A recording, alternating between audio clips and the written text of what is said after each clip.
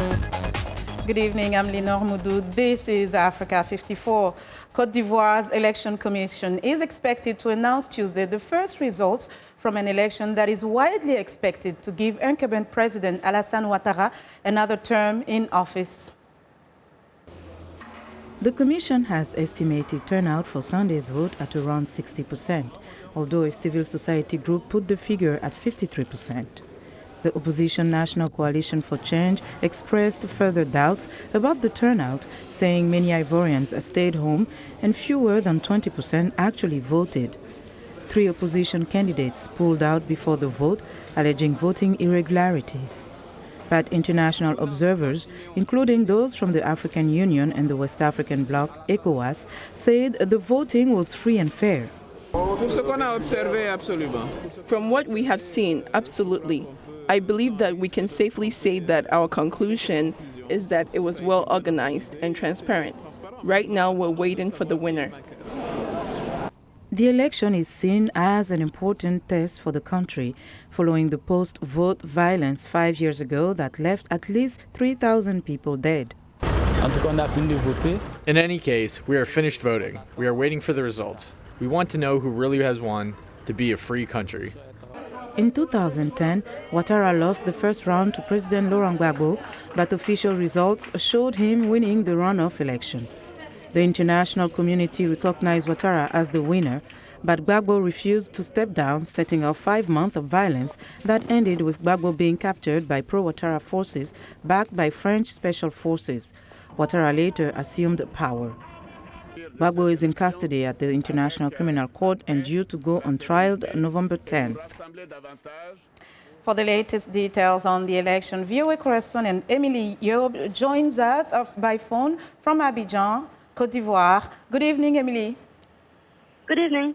So, Emilie, what is the latest? It seems like the big discussion now is about the turnout, how many people came actually and voted. The election commission says 60%. There is another group that says around 50. The opposition says 15 to 20. What can you tell us about this?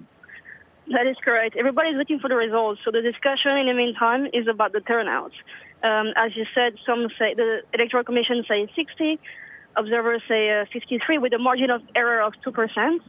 And the opposition say 15%, which is quite unlikely. I mean, it's their interest to say that because they've called for a boycott. But clearly on Sunday, from what I've seen and from what observers that I've seen, it's more than that. It's probably around, 55 or something, I would say. But it's still preliminary turnout numbers, so it can still change a little bit. But yeah, we're looking toward more like 55%. So there are some partial results right now coming out. Can you elaborate on what is happening? What is the situation presently? They are being released very little by little. So we're still, waiting for more results because the one we have so far are cannot really give like full picture of the country. But so far, the little that have been released are giving Alassane Ouattara leading the poll. Second being his opposition opponent called Pascal Affi-N'Guesson from the party of former President Laurent Gbagbo.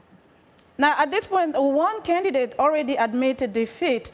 What does this tell us in terms of how people are feeling about these results coming out? Does it mean that they are confident that the results are free and fair?